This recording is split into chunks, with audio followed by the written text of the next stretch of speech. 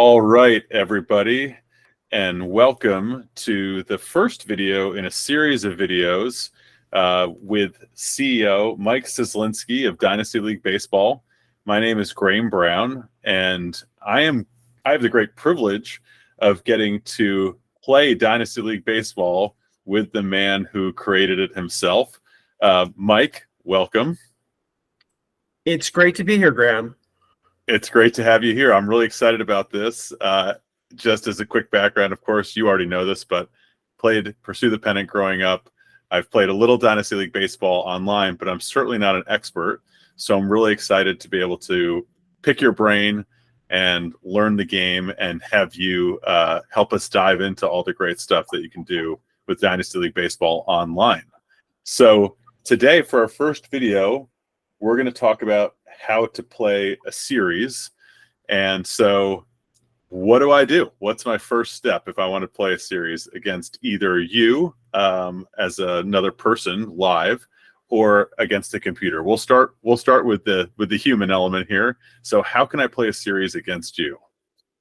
Okay, so first thing you want to do is you want to go and click on the messages pull down menu at the very top. There you go. Right. Got it. Okay. And you want to click on friends because you want to add your friend so that you have them available to play at any time. Okay, you can see that there's a search for friends button. Yes. All right. It's on the left there at the top, and you want to click on that. We'll have to give my buddy Dan a hard time for not being online in a very long time. But yes. Yeah, right. 1,135. So then you want to enter my email address. And this is the account address that the player playing Dynasty League Baseball Powered by Pursue the Pennant, their account email. Has to be their account email. Can't be like some random email because it has to obviously be part of their account or you're not going to find them. So, Got it. then you want to click the button that says send friend request on the right side. Okay. Now I've got my own screen here, and I just received I'm getting a message. Okay, in the messages. Okay, got it. I'm clicking right now in the messages. Okay. I'm reading your message, and I'm going to accept the message. There's a little button, a red button that says accept. Friend request accepted. Okay. And now you should be getting a message from me in your messages that the friend request was accepted. You might have to refresh the browser, possibly. Got it. I'll click in messages here and see if okay, yeah. But while I'm here to pick your brain, this is a cool feature I didn't realize is here. So I just participated in the Sabre 51 tournament, which was awesome. And it looks like here that I theoretically could click this button to find the recently played tournament opponents. Is that correct? Yeah, I assume we can look at that right now, and you can see that it's a good thing. So Graeme was in a Grace Team's bracket tournament. You've not played anyone in a recent tournament. Interesting. I'm not sure why it's showing that. If you played them, so we'll go back to friends. We'll go back to that. I'm not sure why you're getting that message. But I may have logged in with a different email account. So to your point, I need to use the same email account, right? That would be exactly it. Got it. You have to be logged in to the same email account that you were in the tournament. Got it. Otherwise, you wouldn't see the players. I actually have 2 emails and 2 different accounts, but I rarely use my alternate account. It's always my main account. So there I am. So you accepted me, and you can see that the options are send a message, play a game, block or delete. Now, before we go to the play a game, let's take a step backwards. Okay. And so we know that this is how we set up with a friend. Let's go to click on, we're going to show how to at least set up a series game against the computer manager. We're not going to play a game, but we'll show how to set that up because it's the same as the league. So you want to click on series again. All right. Go to series. Right. Okay. And click on series versus computer manager. All right. I'm familiar with this because midday lunch break, and if I don't know anyone's on, it's easy to fire up a series with the computer manager. So okay. Over in the left side, there's a green heading that says current series game, and there's a button that says create new series. All right. And you can click on that to create a new series. Got it. And we'll click on that. And there are pull down menus. Now, one really, really cool thing that we decided very early on is that you have access to every season and every team that we've ever created. Oh, wow. That's awesome. The entire library of Dynasty League Baseball powered by Pursue the Pennant seasons are at your whim. And if you look at the two pull down menus, so you've got your team. So if you're going to set up a team, I'll let you choose the teams. And why don't you just pull down the year menu just so you can see all the years? Sure. Access to. Oh, wow. Wow, amazing. Okay. I'm kind of partial, and I've played this team before, but to the 86 Mets. Do you mind if I play that team? Well, we just want to show. No? Okay. We just want to show the selection. Got it. Okay. So are you able to click on that pull down menu that's by the year? Yep. I'm scrolling up and down right now. I'm not seeing it that you're clicking on that. Oh, interesting. Okay. I wonder if for some reason the screen capture doesn't see now that. I see it. Now I see it. Okay. Got it. Okay. Okay. So now go ahead and just click on the pull down menu so we can see the year selection. Yep. Got it. So I'm going up and down right now. I can see it goes all the way back to 1924. Right. And then all the way up to 2022. So I see that. I'm not sure if it's capturing that on the screen share, but I can see that on my end. Okay. And then for team, within each year, you're able to select whatever team you want in that pull down menu. Yeah. Are you able to pull down the menu that we can see? For some reason, we're not seeing that. I'm not sure why. Yes, but I can see it. When you're playing, you can see it, but I guess it's not showing it. Okay. So after we select all the teams, you select your team and the computer team. Then you want to go to games, and you have a choice of single game or different series. So you could play a 3-game series, a 5-game series, a 7-game series. I don't know if we're going to be able to see that or not. I guess the pull down menus aren't displaying. So, yeah, interesting. Let me I'm going to check that real quick while we're doing this, but actually I can't look at both at the same time. But yes, I can see single game, 2-game series, 3-game series, 4-game series, 5-game playoff series, and 7-game playoff series.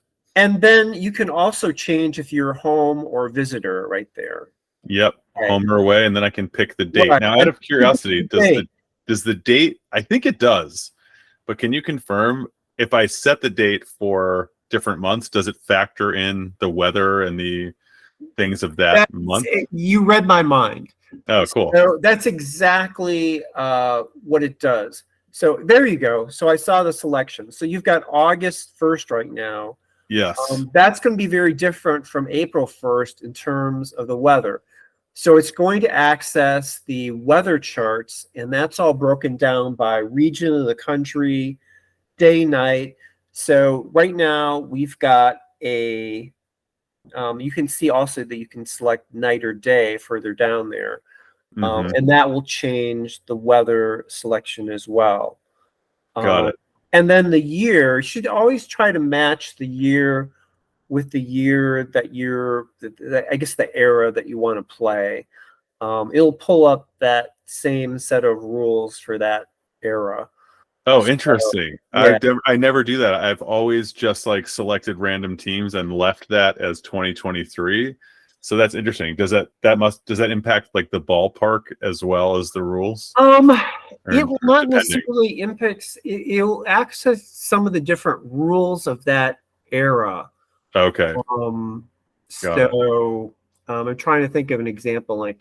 Well, Like DH, for instance, for National League. yes, that's a great example. So the DH started in 1972. So if you select a year after that, I believe it will actually, well, if you selected, let's say, the 72 Rangers who had the DH, and you're playing against, and you set the year to, let's say, 1970, I believe what will happen is that the pitcher will bat instead of the DH. Wow. So I'll have to test that. But I think so. It's always a good idea just to set it to the year to match those particular rules. So got it.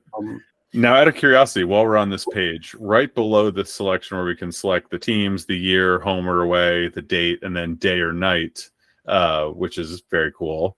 It has the create a World Series versus computer manager. Yeah, so that's just like a quick play series. It basically does all the settings for the World Series for you instead of doing the individual series or settings that are up on top. Got it. Okay, makes sense. So that's what that does. Okay. So are you able to change the games to like a 7-game series that we can see? Let's see if we can actually see that change. Wow. Very cool. Okay. So now you can see how you can actually select all the games of your series and decide, okay, is this going to be a night game? Is this going to be a day game? And you have all your pull down menus for that.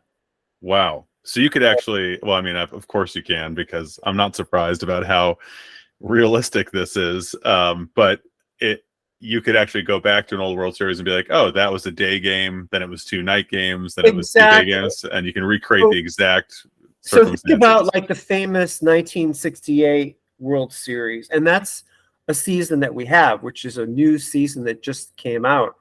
Okay. You could play that famous 1968 Tigers against 1968 Cardinals, and you would want to select all of your games to be in the day because all the games were played during the day, right? So all the games would be during the day. So you could replicate that, and you'd have it in October. You could look up the day that the series started and pick the day. And of course, it's going to have the October weather for St. Louis. So if you're going to be doing that, you'd want to select your team as, if you were the Cardinals, you would want to select that you're home.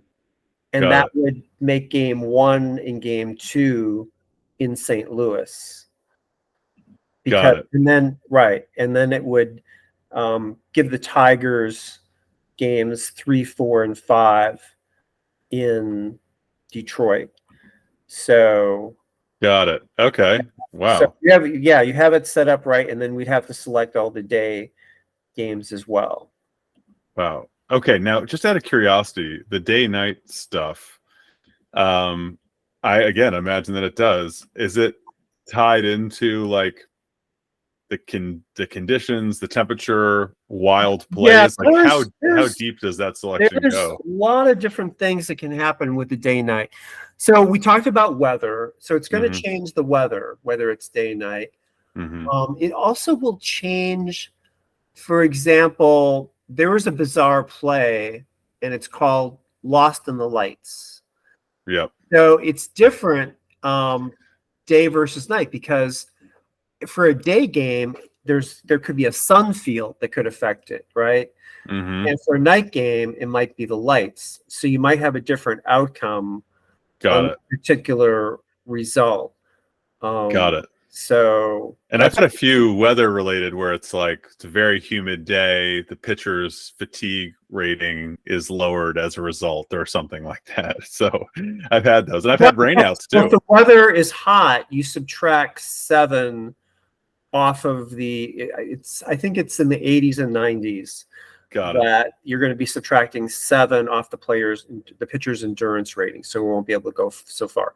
So I think the last thing we want to explore, and for new players, they may not realize this, but you can view every player card in the set by going to series. And this is where you view the player cards. So all you have to do, and you can mouse over LK line here, Graeme, and just hold the mouse over him. And his player card will pop up, and there he is. Wow. You might want to scroll down the screen down just a little bit so you can see the whole card here. There you go. So you can see his entire card, and you can mouse over any of the. We're on the batters tab right here. You can mouse over any of the batters, and then you can click on the pitchers tab right over there, and you can mouse over Denny McLain, and there you go. So you don't even have to play a game. All you have to do is do what we're doing right now and select different years and different teams, and you can view every single player card that we've ever created, which is so cool. Yeah, I never knew that. I did this step once I got into the game, which for the most part, I've picked teams that I pretty much knew the players. But there was times where I'd be like, oh, was that the 88 year, or was that, 1990 or something like that? And so this is great. Without even having to know that, I can go and check out, like, which year was it that Vince Coleman stole, 100 whatever bases. So that's really cool that you can see them here. So you can kind of research all the different player cards. It's also a great thing. We'll get into draft leagues in another episode. But if you're in a draft league, you can go ahead and study the players by going to the various teams and then looking at all their cards. So right. They're Denny there, McLain had a great year, 31-6 with a 1.96 ERA. Here, right. Awesome. Okay, cool. So we've got the player cards. Let's go back. So we've covered how to play against the computer manager. Let's go back to click on series, and you and I are going to play a series versus a friend now. Click on series versus a friend. All right. Okay. And now you're going to click on the find a friend to play button, which is in the upper left-hand corner in the current series game header bar, right? Okay. Got it. All right. And there I come up. So you can see the play a game button in my name there. Yep. And you just click that. It's going to send me an invite. All right. So it's got some options. The first thing is before it sends an invite, you're going to go ahead and we're going to use the second portion, the create series versus Mike Cieslinski, not the World Series. Okay. So you're going to select your team. So maybe we can talk about what series we want to set up. What is your favorite team or year, Graeme, that we would have carded? Sure. So I would say the 86 Mets was my favorite childhood team, and I've played them on here many times, and I love playing with them. So I would say the 86 Mets. So we'll do teams from different years in this case. So what we'll do is for your team, select the 86 Mets. So use the pull down to select 86. Yep, doing that now. Drop down 1986. There we go. We're seeing it. And you select New York. There we go. Okay. And we'll set up why don't we select the NLCS back then, I believe, was still 5 games. So we'll assume it's a 5-game NLCS. Actually, I don't think they would play in because it's East versus West.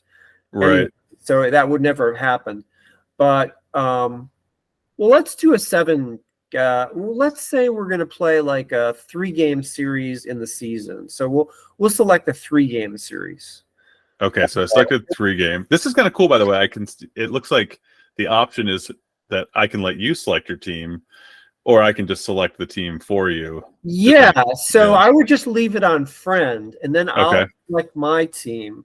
And you're right. So you can set it up for me, or I can select it myself. So, and then you want to select, let's have you be home here since you're hosting. Okay. So it'll set up the series as a home series for the Mets. Okay. And then we can play Why don't we play like a July game or Got it. July series? You can pick the date, but we'll play in July. All right. So we'll do July 7th. And should There I do we go. 1986? 1980. We can try 1986. Yeah. All right. Okay. And we've got our games night. I think night day works, right? Because that's pretty typical. Like Friday, Saturday, Sunday would be the afternoon game. Yep. Then they're on the road. Sure. Okay. And then we can go ahead and you can click the create game series, and it should send me an invite, I think, when you click that. It says game request has been sent. Okay, so I have my own screen, by the way. So we have the whole architecture of the game is set up as multiplayer. So you never share a screen. You have your own screen, which is really, really nice. So it is true multiplayer.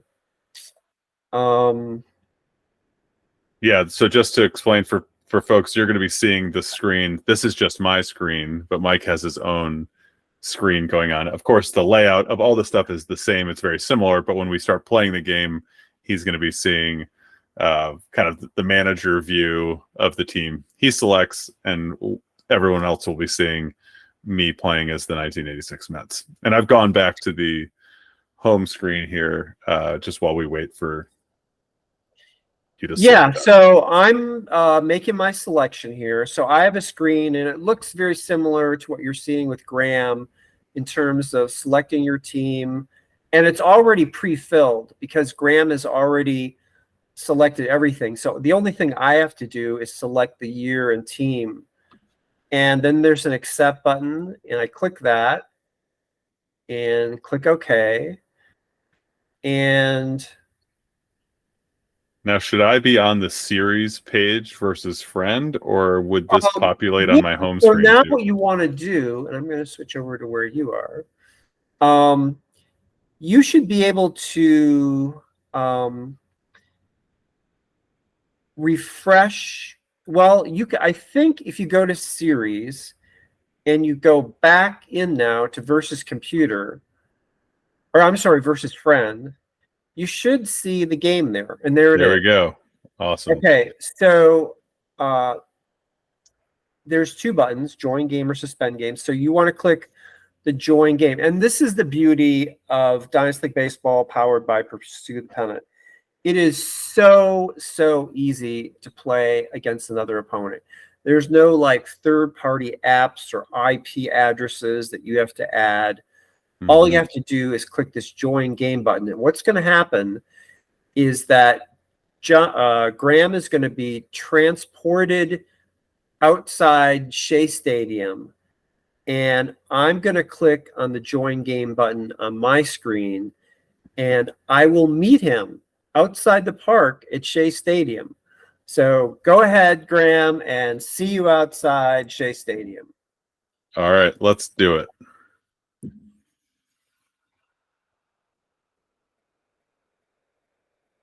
And it usually takes, I don't know, 15, 20 seconds to make the connection.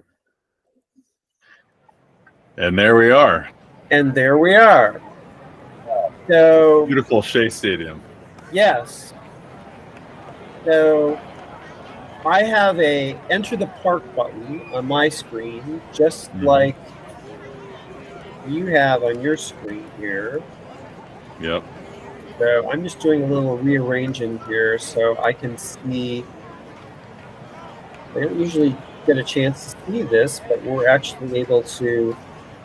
I'm actually able to see your screen and my screen at the same time because of our broadcast. Oh, cool. Yeah. And we can hear the background noise. I would assume that's also being recorded so people can hear the kind of stadium sounds.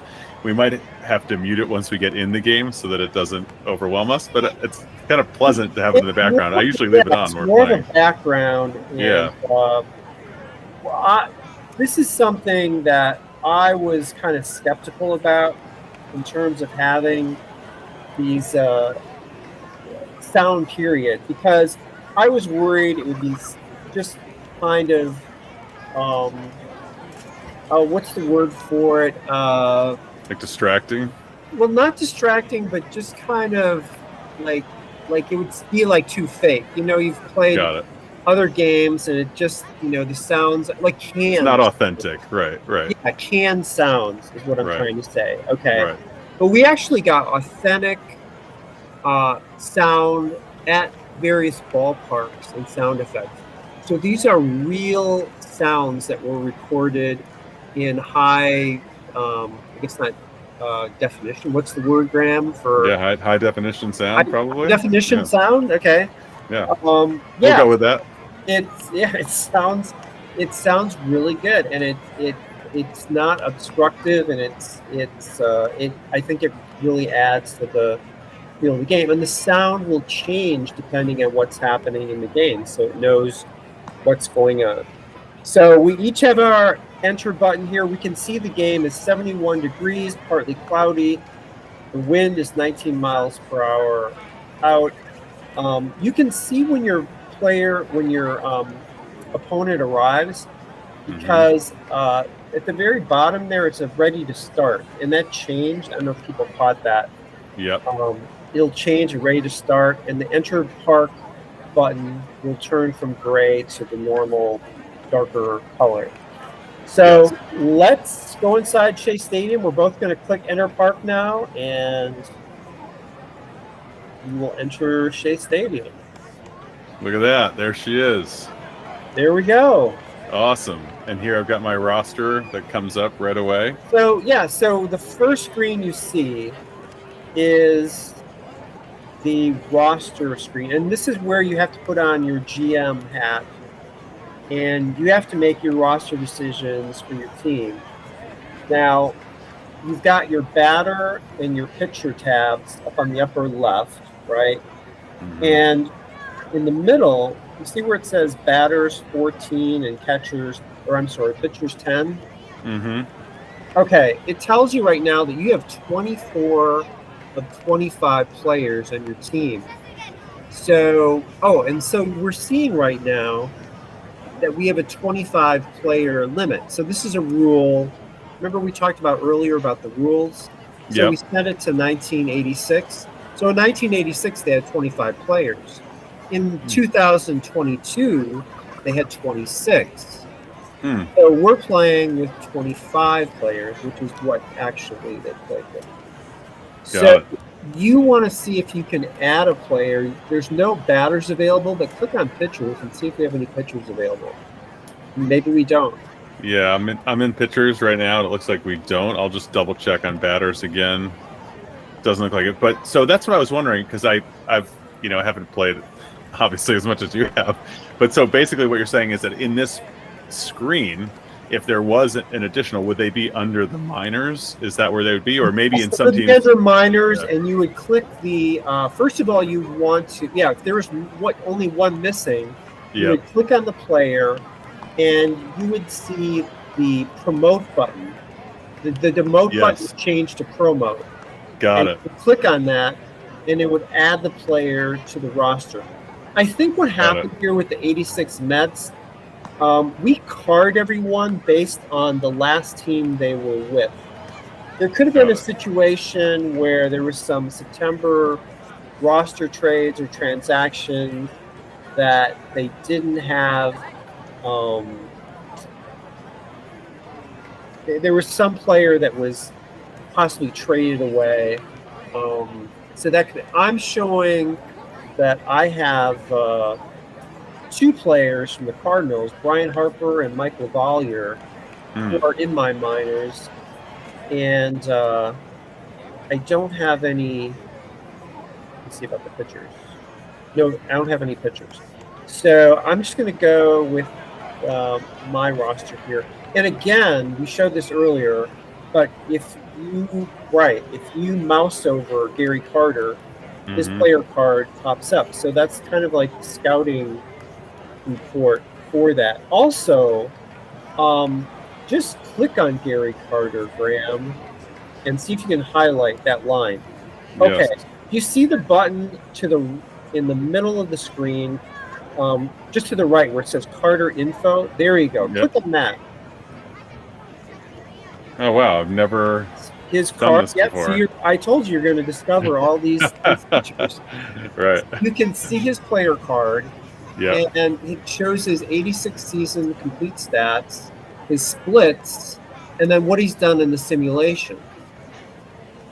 Oh, interesting. And Okay. you can flip through there. Now that's batting. And then you can click on, he wasn't a pitcher, but we could click on fielding, and you should be able to see like the fielding. So it'll show his fielding stats as well.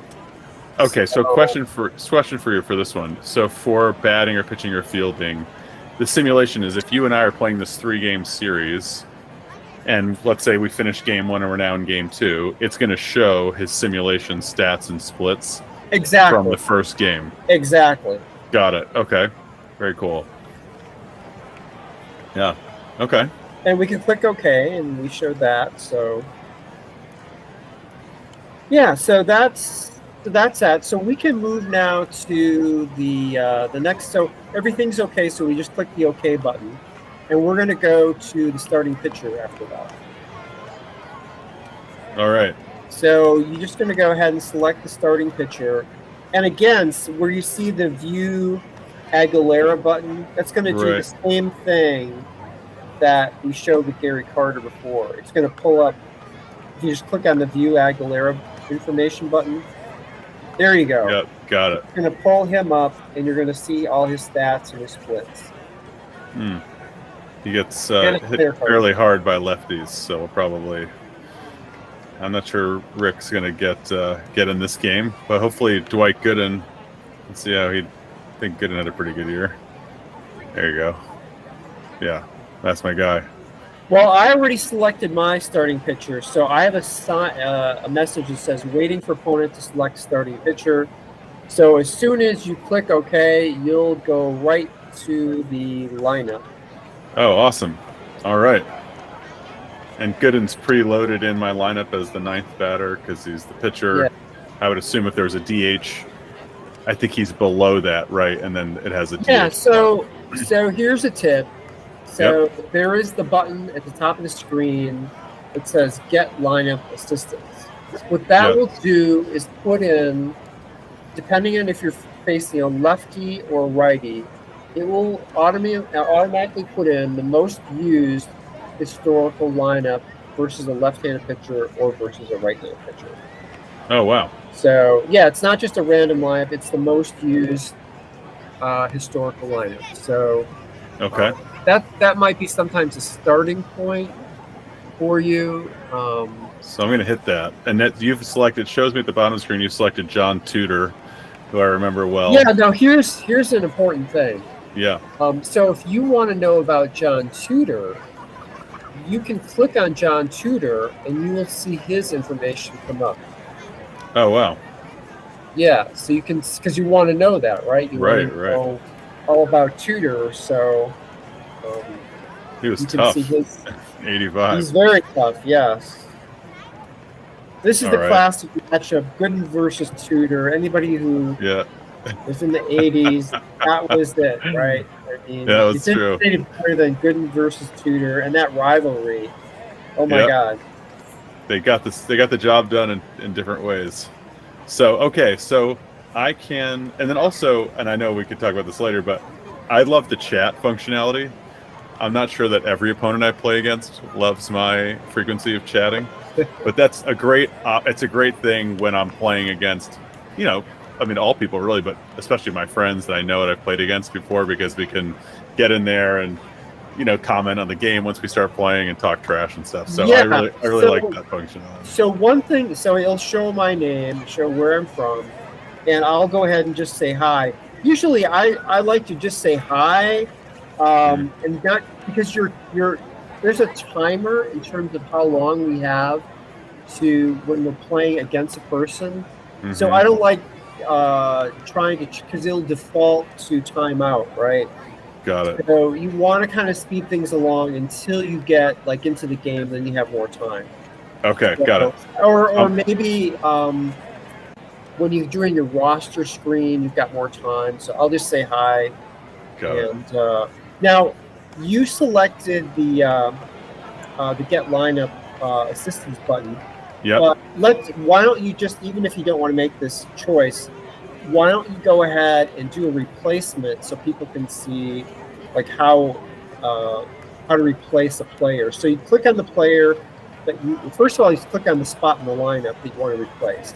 So let's take Kevin Mitchell out, and let's replace him with Lenny Dykstra. Yeah, so all we're doing is we're just clicking on the spot in the lineup first, and then the player on the left, and then there's a button that says Insert Dykstra for Mitchell. And you just hit that. And now Lenny's in there. Right. Okay. And let's say I want to move him up to the top of the lineup. And yeah, you can just click on the Move Up Dykstra button. Got it. And it'll move him up to the next spot in the lineup. And then there's a Move Down Dykstra. So it's really, the procedure is you click on the spot in the lineup, and that will activate the ability to replace or move down that player. Got it. So Tim Tuffle, do this again. Say I want Wally Bachman in there. Let's put him in there. Got it. And I'm going to move him up because Dykstra and Bachman back-to-back was a pretty solid duo. Yes. Now, here's a question I've never done before. Up at the top here, it says last lineup, load and save. I mean, if that's too complicated for what we're trying to do right now, that's fine, but I've never actually utilized that before. How does that work? So this is an important thing. Okay. So let's save a lineup. So we're versus a left-handed pitcher. So go ahead, and we're going to save a lineup. So click the save button. Okay. And that's going to save this lineup. And what you want to do next is click on the one empty slot. Okay. Okay, that highlights our first saved lineup slot. Then click on the new lineup. There's a field that says name. So just backspace there. And we're going to name this lineup. So let's name it versus lefty, okay? Got it. Oh, cool. Yeah, and then click save. Oh, wow. And now you have a save versus lefty lineup. So if you, I think it should show, go to where it says at the very top, last lineup. You may see that. Yeah. Oh, yeah. Here's your lineup. Super cool. Lefties. Wow. So went and saved that. All these things that you're learning, Graeme. I know. I was just bootstrapping it every time I came in. Before we had this instructional here. Well, I think my brother and my friend and I were so excited to play the board game back in the day that we did a high-level overview of everything. And similarly, when I started playing, it was more high-level, just get to the action. So this is great because, especially if you're playing a series against someone like in that tournament, for instance, it'd be nice to just have the lineups preset so I didn't have to go through that every time I loaded it up. So yes, great. Exactly. So that was something that you learned. All right. Here's another thing. Okay, so we have the diamond. There's another way that you can switch positions. So if you wanted, so we got Bachman highlighted. You can see that his position is listed there on the field. He's C+. Yeah, okay. So if you put your mouse over the different labels, it shows you what those labels and what those ratings mean. So C+, range rating, slightly above average for his range. 30, range from 5 to 100. So 30's poor. Not great. And then, the next rating you can put over double play rating, 0 is average. So that's a double play pivot rating. Got it. Let's see if we can go to click on. We'll click on Dykstra because we could I think change outfield position. Okay, you see how Dykstra plays all the different positions. Oh, yep. So do this. So click on center field on his center field ratings. Yeah, right there. You see wow. It automatically changed it. Yeah, it automatically switched your position from left field to center field. And then you can switch it back. Click back to left field. Does this same functionality work during the game as well when I substitute Dave Parker in for the 86 Red Sox and I have to figure out where to place them? This works exactly the same. Got it. So everything that you're doing now can be used in-game as well when you're making substitutions. And this shows you all of the available positions. So if Lenny Dykstra played third base, for instance, you'd be able to see a third base rating here. So you can go right down the lineup. Let's click on Ray Knight. Does he play any other positions? Probably not in the third base. Let's see here. Oh, he plays first base. Yeah, there you go. So you He's can see equally he also bad. plays first base. So yeah, so you could switch him to a different position as well. Cool. So I think that we've, and then there's the View Wilson information button down below. Yep. Okay. Got it. Brings up, okay, and the last button that we didn't show yet is View Opponent Lineup. Click on that. Okay, so you're seeing all my players. Now, I haven't actually clicked OK, so you can't see my lineup yet. But once you get into the game, you'll be able to see it. So we can just click on. But you could like mouse over any of my players once again, and you can see all my player colors. So got it. Everything. So yeah, a lot of these you're seeing bring back memories. You're seeing what my screen looks like, basically. Although I've got it already filled out. So. Hey, by the way, I mentioned Vince Coleman randomly earlier, and here it is, 110 stolen bases. So there you go. That was a big year. Let's not let him get on. Okay. I think we're ready to go, so click OK. Question for you on this screen before it goes away. I was just going to say that before. I was saying, wait. So about the team chemistry. Yes. So in the rule book, there is various. Every player has a intangible rating. So they go from A through F. So A players are like team leaders, like Sal Bando, Frank Robinson, like iconic Cal Ripken, iconic team leaders that really add to team chemistry.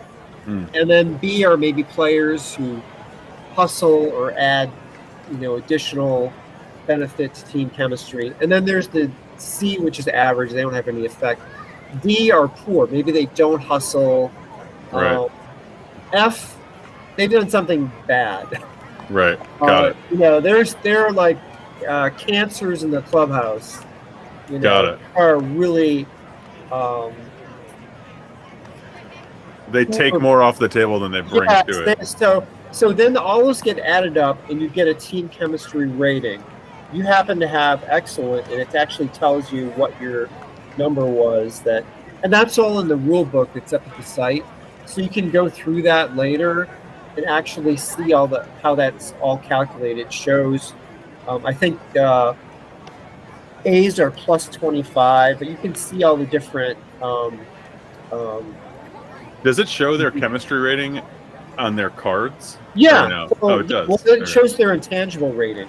Got it. Intangible rating is what's used for that calculation. For that, yes, exactly. Got it. So we get a little applause from the crowd. The game started. Yeah, we both clicked to get into our lineups here. So I'm going to change one thing.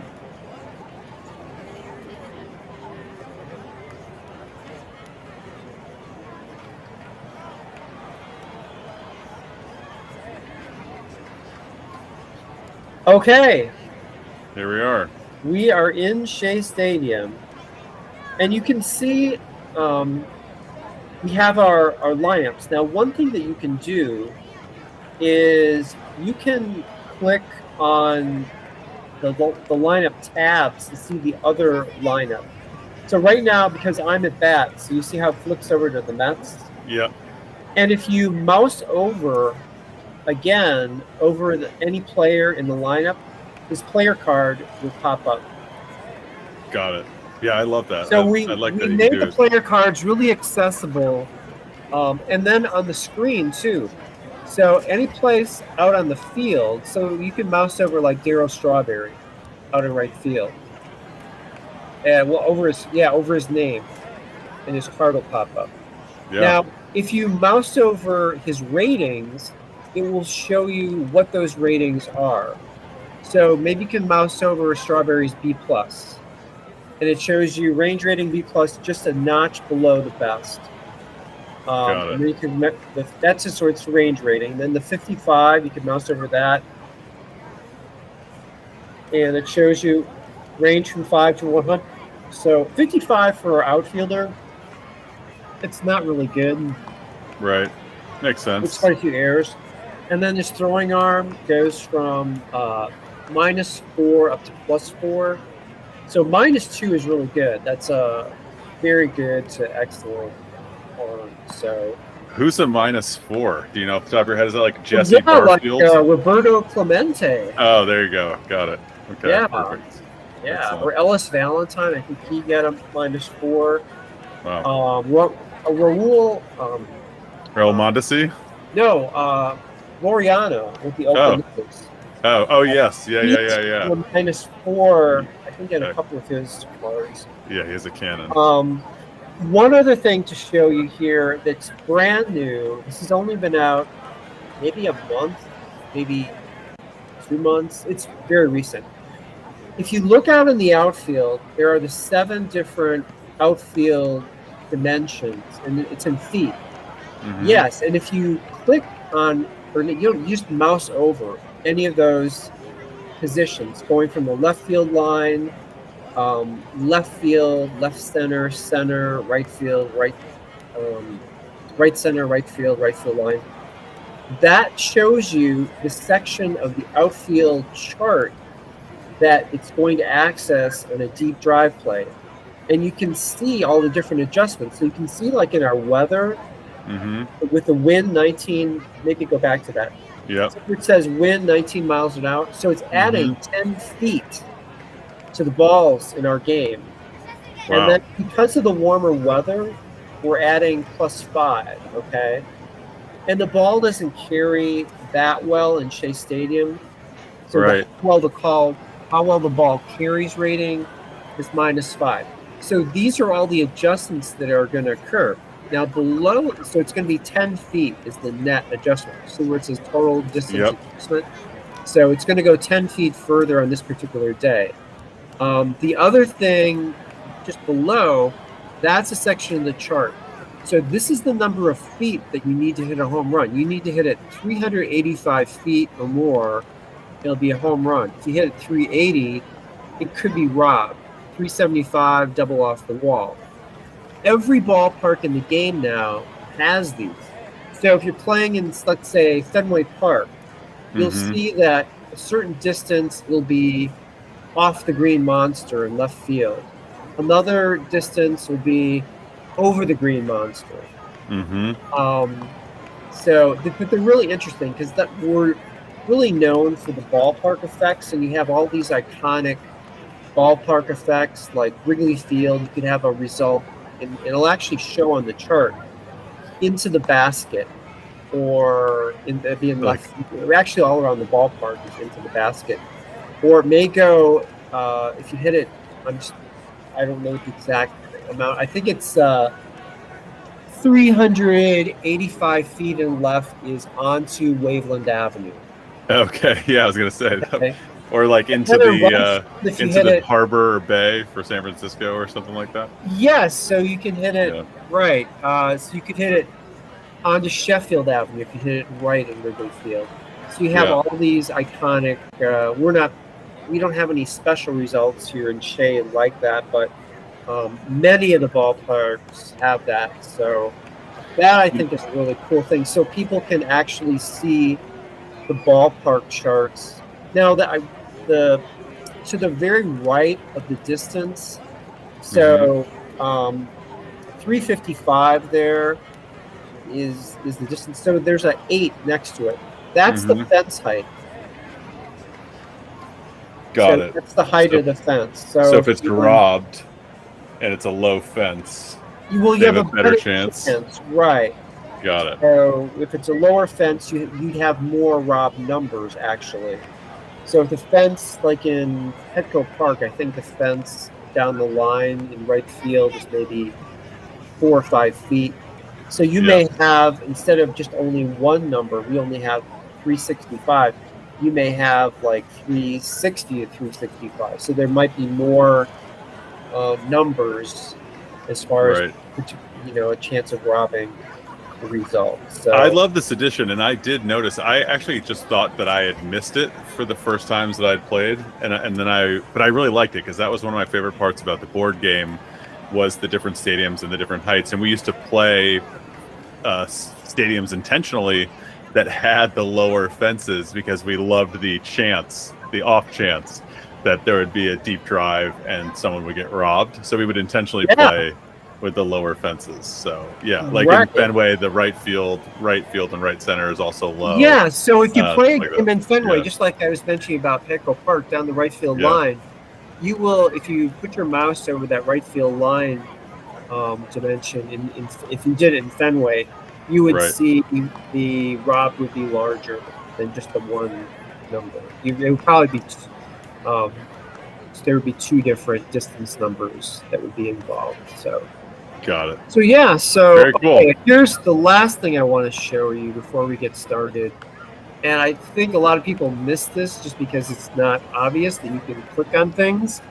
But in the upper left, that main scoreboard there that shows you like Coleman and his 1985 stats there, and it'll give us simulated stats once we get started. If you click on that, it flips over. Oh, wow. I've never seen that before. I told you, give you all these tips. That's cool. Yes, and so this will give you the weather, wind 19 miles per hour, also gives you the home umpire. And are those legit umpires, by the way? Yes. So these are the actual Major League Baseball umpires. That's incredible. And it has their strike zone rating. So Foster has a normal strike zone rating. But you could have umpire with a large strike zone. You could have umpire with a small strike zone. So, and that will affect some of the umpire play results that come off the player cards. I had in the most recent tournament 2 wild plays where they went to the umpire. So that does happen. Yeah, they're not necessarily, the umpire charts aren't necessarily wild plays or bizarre plays. Or is the catcher or something? I don't know. They are plays that do take into account various factors like the home plate umpire. And other factors as well, like the temperature, because when the weather is warmer, you tend to have more hits, so you may get a result like that. If it's colder, batting averages are depressed. So you'll see things like that occurring on the umpire results. Wow. So so you can flip back to the other scoreboard. There we go. And and then I don't know did we click on any? If you click on Gooden, I think maybe his player card will just pop up. Yeah, okay. Yeah. You can either mouse over or click on him. So, and again, you could go ahead and just mouse over any of his ratings, and it will tell you what they all are. So his range rating.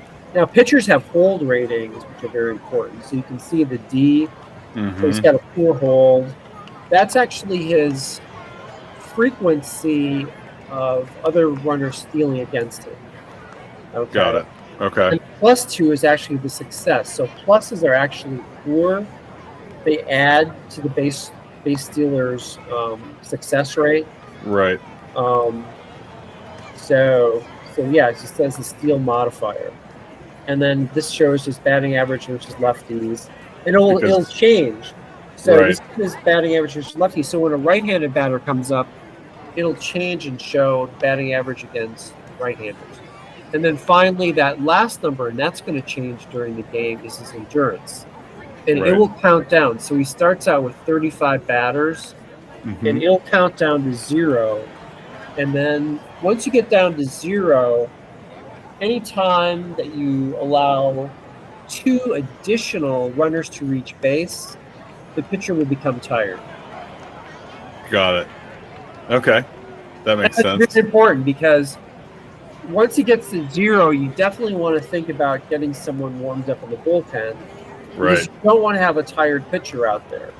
Right. And there's a number of reasons why you don't want to have a tired pitcher. First of all, he loses a lot of his effectiveness. And second of all, he becomes more injury prone. Oh, interesting. Yes. Okay. So you can't just ride Dwight Gooden through a 12-inning game. Just like in Major League Baseball. Right. You don't want to be abusing your pitching staff. And if a guy has thrown too many pitches He's gone through high stress innings. He may get hurt. He may hurt him. So, right. And you get fired for that, Graeme. Right. The realism is incredible with this stuff. Maybe get fired maybe mid-game. Right. That's it. You don't even make it through. Pitcher, right? Yeah. Oh, man. So we covered quite a bit, but I think it's important to cover some of these basic things. And I bet you there are longtime players that I pointed out something that they didn't know.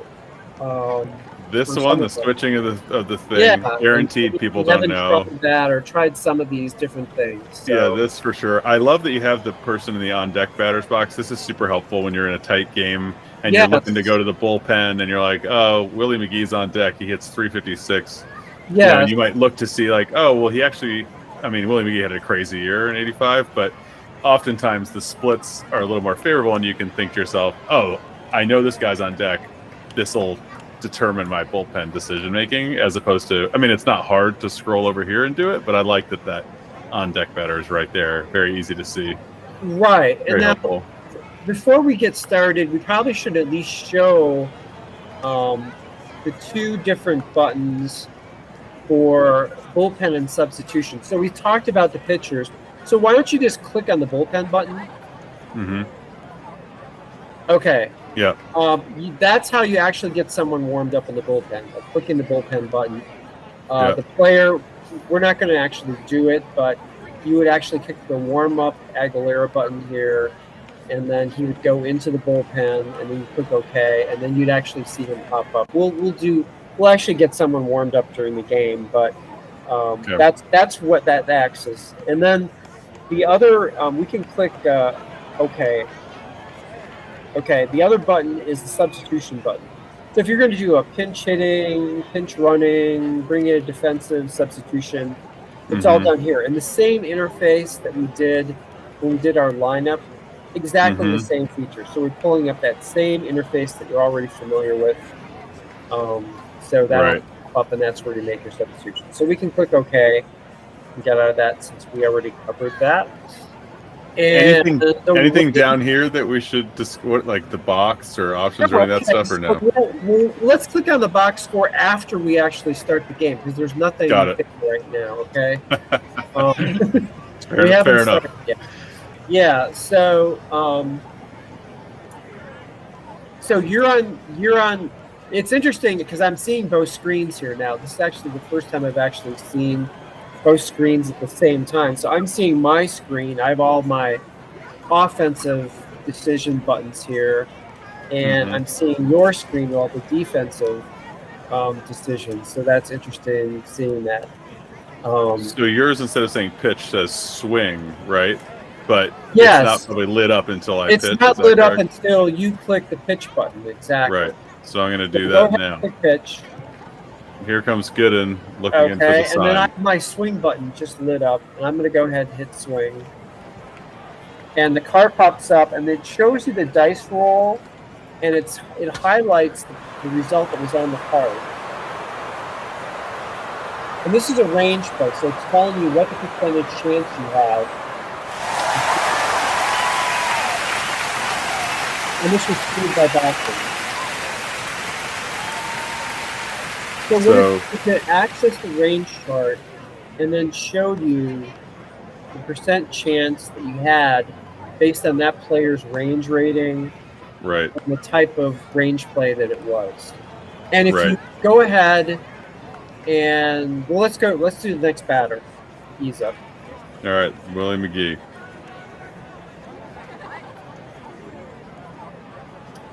And we've got a high fly out this thing.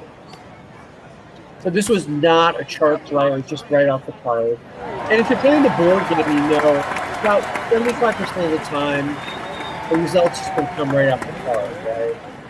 Right. And then about maybe 25%, you maybe you'll access one of the game charts. So now... Did you say, and I'm sorry, that the crowd was cheering for my great play? Did you say you made the out, right? Yes. The crowd cheering, right, exactly. Oh, did you not hear it?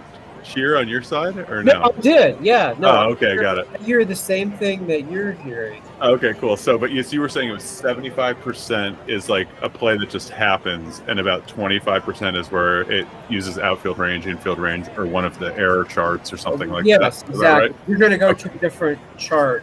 Got and it. It will show you when it's happening. So the whole game is transparent. Yep. And that's what really makes it cool, because you see how results are resolved. There's not like this mystery of like, well, how did that happen? You actually see the dice rolls. You see where the results are coming from. You see if it was a range play, and you see how difficult it was. So it really takes you inside the mechanics of the simulation to understand and give you more insight into the player's abilities and how they're all used in the game and the different outcomes. I love the dice roll because I love seeing the dice. That brings me back to playing the board game. Yeah, so it has that feel. It has that feel, but also I do, to your point, just like to see that that's, randomized. And I know you can't necessarily give us the secret sauce recipe, but is it just like a truly random dice roll? Is that how it works? Yeah, and we actually do a lot of testing on the dice rolls.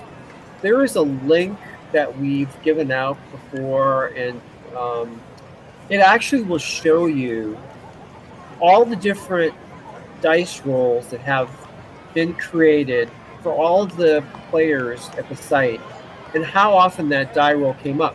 So you can see, for example, how often a roll of 105 has come up, how often a roll of 432 has come up. And I'll actually tell you that came up, 1,373 times. And then you'll see another dice roll come up, and that came up. So you can actually see the randomization of all the different dice rolls that are there. So we check on that. So it's a way. I think that's an improvement too, because as I mentioned to you when we chatted earlier, I felt like sometimes, my brother or my friend Dan would pop up a little too frequently. It wouldn't get quite the spin that the dice would get. So this is good to know that it's completely random. It takes away that chicanery. So good to hear. I trying to actually replicate the same dice roll out of the hand. I think that's tricky, but he probably was practicing it on the side there, Graeme. These are serious games. So. Yes, right. I don't know. I've never actually tried to replicate a dice roll, but anyways. But right. It is very random, and we've done a lot of research, and you can actually see for yourself all the different dice rolls that come up. So we've got 2 out, and you can see how our game is progressing. You can see on the scoreboard there's 2 out, 0-0. So we've got Tommy Herrer's up. So we'll go ahead.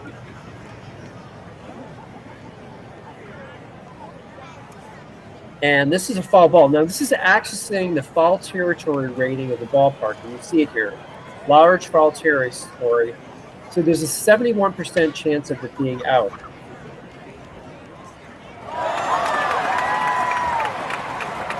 And there we go. So we there you go. 3 up, 3 down. So before we start the next half inning, we'll go ahead and click on the box score in the bottom right. It's going to take you actually to your web browser. I don't know if we'll actually be able to see the box come up. It might not, because I'm sharing this window and not the screen, but I see it. It pops up a different window. It pops up in a different browser. That was my thought, because we're only sharing the game screen. But it'll pop up on a different screen, and you'll be able to see your box score. So I love that, by the way, and I love that at the end of the game, you get that game summary right away, and frequently that's what I share with my and at any point friends. During the game you can check on it, and also there in the game summary section that details every play, there is a win probability graph. Yes, I love that too. Very sabermetrically oriented, where you actually see your win probability change throughout the game in a graph format. So pretty cool. Yeah. Absolutely. Okay, so Tudor's All right. on the mound in our Gooden versus Tudor matchup here. I'm going to check Dykstra's bunting ability. Looks like he's a C, so I'm going to swing away. And there's a strikeout. And he got him. That's about right. I'm going to substitute Wally Backman out of the game because I don't know if we'll play the whole 9, and we could show people how that works if you're cool with that. Sure. All right, let's put Tim Tuffle back in. So I get a Bachman, then take Tuffle. Tuffle for Backman. Okay. Here he comes. And he hits, at least he hits over the Mendoza line. So there you go. That's helpful. And a base hit against Tudor. Hey, look at that. I mean, put me up for manager of the year. There you go. Okay, so now you see the situation rating for Tudor came up, and it flashed that he has an on rating, and the on rating, what that is for pitchers who rarely give up a home run with runners on base. So it reduces the chances. Like Jim Palmer, for example, he never gave up a grand slam home run. So it reduces the chances of Tudor giving up a home run with runners on base. Got it. So is that where? So that's, and I feel like that might be slightly different than the cards, although that may have existed on the cards as well. But is that still like when I'm on the batter's card? If it's on the batter's card, the on rating is here in that top, kind of this top section here. I can't highlight it, but you can see it. Well, let's swing away. We'll see what happens. But where I can actually show you where it actually comes into play. Okay. So if you mouse over John Tudor's player card, okay, and you look at the deep drive results, those are results that access the ballpark charts and see if it's a home run, could be a double, could possibly be a single, depends on the ballpark. Okay, so this gets into the mechanics of the game, but all the blue results are normal results. So that's in a normal situation. Now there's a code up at the middle of the card is a color-coded code that shows you all the different situations, okay? So if you look at the color code there, there's normal, clutch, tired yellow, jam is orange, infield in is like a turquoise, hit and run is magenta, and then there's a light red. That's the on rating. So now go look at the deep drive results. And you see to the right, and to the right of the deep drive is the foul results. And you see how it's highlighted in the light red? So that means it's the on. If you have the on situation in effect, which is what we do, and that's like a runners on base, basically. Runners on base, right? And that's why Tudor has the on color on him right now. You saw that come up. His a deep drive, a normal result would be a deep drive for Tudor because he has that on rating. Will turn it into a foul ball that, depending on the ballpark's foul territory, will result in either caught for a foul out, or it'll be into the stands, and then we're going to go ahead and throw another pitch. Got it. All right, that makes sense. That explains the situation rating. So, and again, this is all one, we're going through a lot of the game mechanics, but this is all in the rule book that's up at the site. So it's a really good idea. Once you've maybe played a game, you're going to have questions about some of these things. Then you probably can go back and go and dig into the rule book and read through it.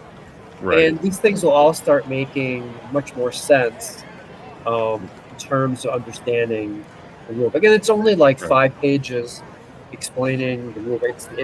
It's a good read. So everyone should be reading the rule book just so you understand some of the in-depth mechanics of what's going on. So yeah, and it probably would make sense too, because some people that are watching this might be the first time they've seen it. Like, we're going through all the details, we're stopping, we're doing a bunch of stuff. I'm talking about my 86 Mets fantasy. But realistically, once you've read that rulebook and you play, it's very quick to get in here, make these decisions, make the selections, and start playing. Like, you can. Yeah, a game will typically take 25 to 30 minutes. If it's a low-scoring game, you could play it in 15 minutes. Yeah, yeah, definitely. If there's a lot of base runners, a lot of substitutions, it could be 40, 45 minutes. So lots just going to be determined by the type of game you're playing, and even like the era. So, for example, if you play a game in like the late 90s or early 2000s, there were a lot of offense during those seasons. Mm-hmm. So you're typically going to have games that last a little bit longer. If you're playing a game in 1968, you're just going to be whipping through, because these are games you're playing 2-1, 1-0, 3-2, and the starters would typically pitch a complete game most of the time. Right. So you're not making too many pitching changes either. Right. So that's something to think about as well. But we're going to go ahead. We've got runner first, 1 out, and we're pitching to Wilson here. And it's a ground out. There you go. And since he's a lefty and over here.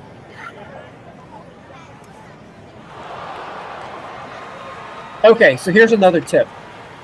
So in our text box, when we're reading the play-by-play, if you put your mouse over that, that goes and shows the last play before it. So if you miss the play, you can mouse over the text screen, and it shows the previous play. Oh, wow. I didn't know that. That's very cool. Another new feature there. In fairness, if I'm in a meeting, it's a little slow, right? And I happen to have a game. I'm not saying this has ever happened, but let's say I'm playing this on the side while I'm working. Occasionally against a computer, I'll miss a play, and I'll be like, how did Mookie Wilson wind up on first base? Yeah. So you could go back and just mouse over the text, and you see what happened. Right. Or you could go back to the box score, but it's nice seeing the play-by-play. Agreed. So here's Tudor, and see if he gets out of this inning here.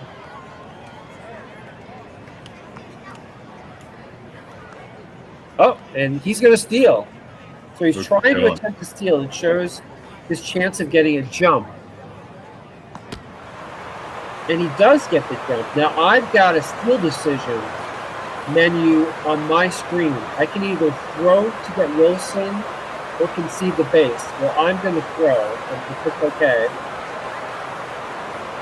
And now it's showing the percent chance of resolving the steal. Nice. Okay, so now we've got Hernandez, who's a clutch hitter, and Tudor's a jam. So as you know, if you play Pursue the Pennant before, that the jam and clutch cancel each other out. So it becomes a normal situation when you have clutch versus jam. And that's all in the rule book. That's the thing that Pursue the Pennant players know. So.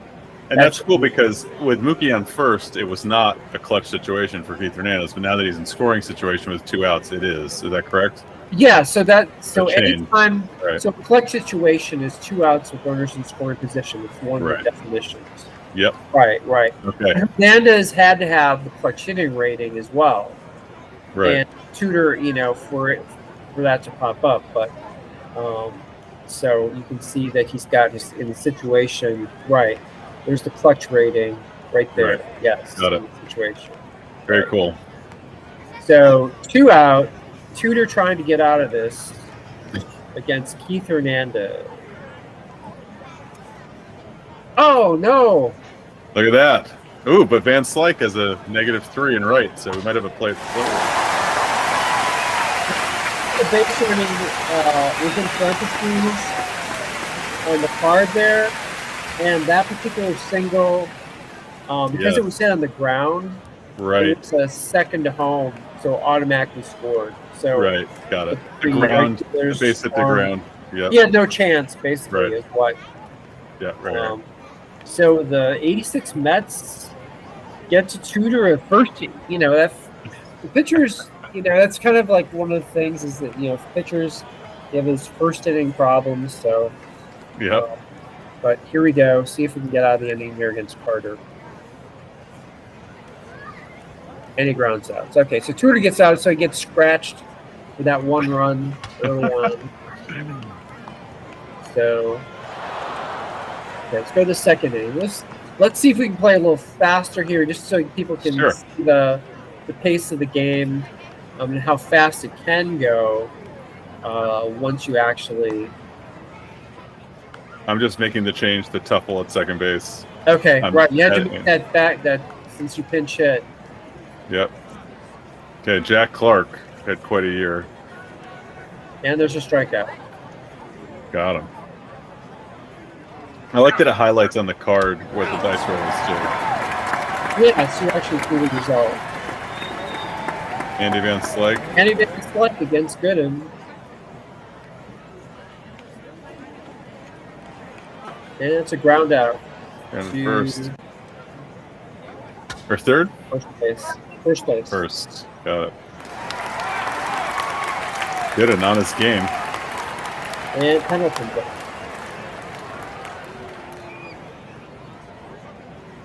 Base hit. Well, there you go. Single to right.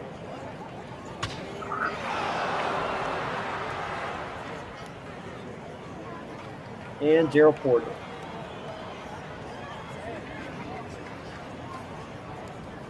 And he lines out the second. There you So go. that was our inning. So you can see that if we don't talk all the time,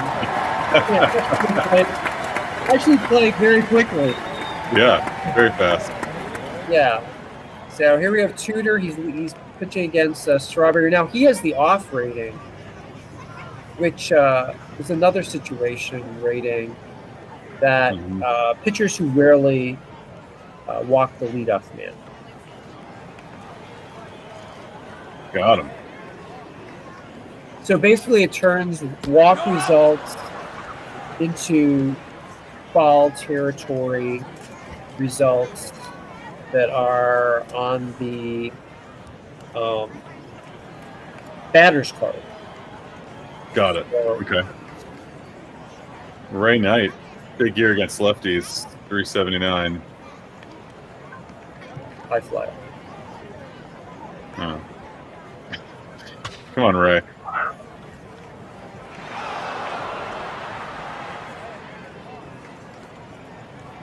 And Rafi Santana.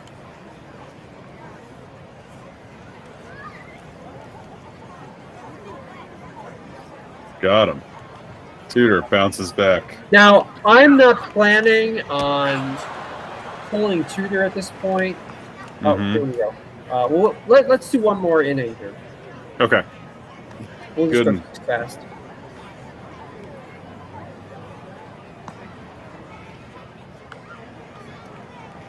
I fly up the center. So now we're getting into what we expected, right? The Tudor's up batting.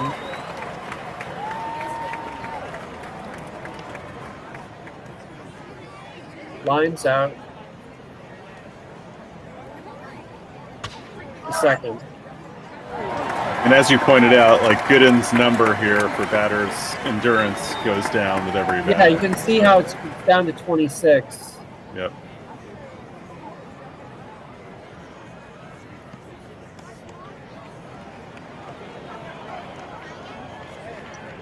And it's doing the air roll. 0 is actually a really good roll for the defense. The automatic out for the pitcher. So that's always a nice roll to see come up. Now, I'm going to show what happens. Now, you get to have 2 bullpen warm-ups. On the second bullpen warm-up, you need to bring the pitcher in or he's going to be tired. Mm-hmm. So you have to use some strategy in terms of when you're going to warm up the pitcher. So I'm going to click on the why don't you go ahead? Well, actually, you'll see here. I'm going to click on the bullpen button, and you'll see on your screen who is going to be up in the bullpen. So as soon as I make the selection here, you'll see this. So I'm going to, let's see who comes up here. So you can see extra bullpen screen. So Ken Daly, it shows he's warming up in the bullpen. And in parentheses there, in the yellow section, you'll see that 0 change to 1 and then 2. And that shows that he's warmed. You'll see him that he's actually warmed up. So you'll see that change. Right. So here we go.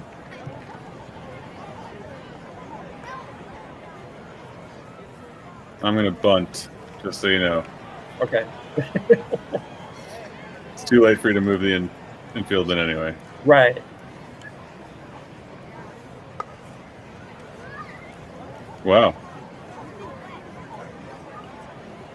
Oh, got him. I have these terrific defenders, you know.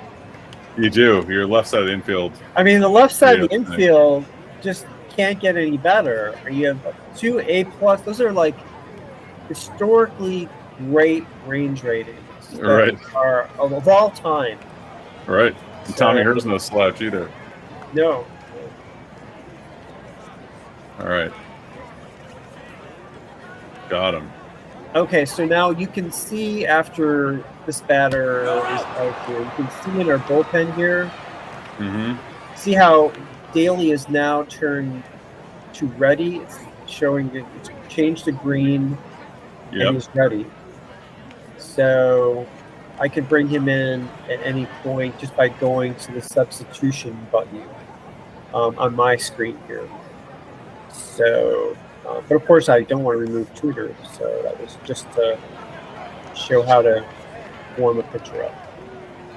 Got it. I'm gonna warm someone up too, just so people can see this on my screen. I am gonna warm up Rick Aguilar after all, so people can see I'm selecting Rick and get him warm, and then up here at the top I can toggle back and forth between. Right, you can see the different pitchers being warmed up on both teams. Right. Right. All right, Timmy Tuffle, 1 for 1, 1 for 2.